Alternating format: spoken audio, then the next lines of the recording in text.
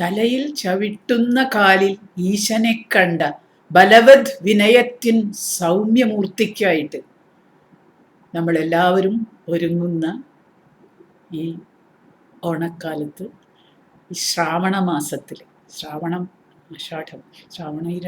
മാസത്തിലെ ഈ ഓണത്തിന് എല്ലാവർക്കും ഓണാശംസകൾ.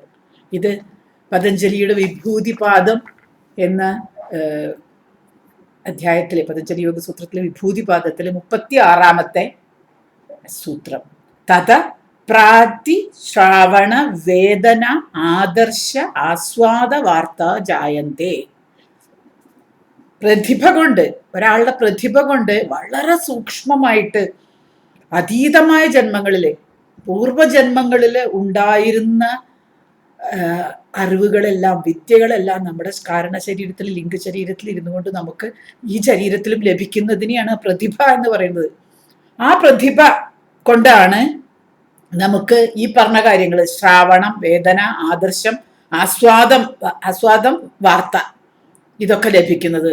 അപ്പൊ ശ്രാവണം എന്ന് പറഞ്ഞാല് ദിവ്യ ശബ്ദ ശ്രവണങ്ങൾ, ദിവ്യ ശബ്ദങ്ങൾ ശ്രവിക്കാനുള്ള ഭാഗ്യം.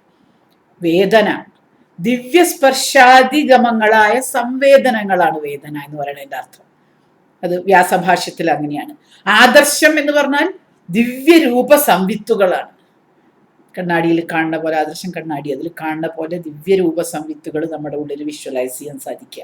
ആസ്വാദം എന്ന് പറഞ്ഞാൽ ദിവ്യരസങ്ങളെ ആസ്വദിക്കാൻ സാധിക്കുക. വാർത്ത എന്ന് പറഞ്ഞാൽ ദിവ്യഗന്ധ വിജ്ഞാനങ്ങൾ ഉണ്ടാവാൻ സാധിക്കുക.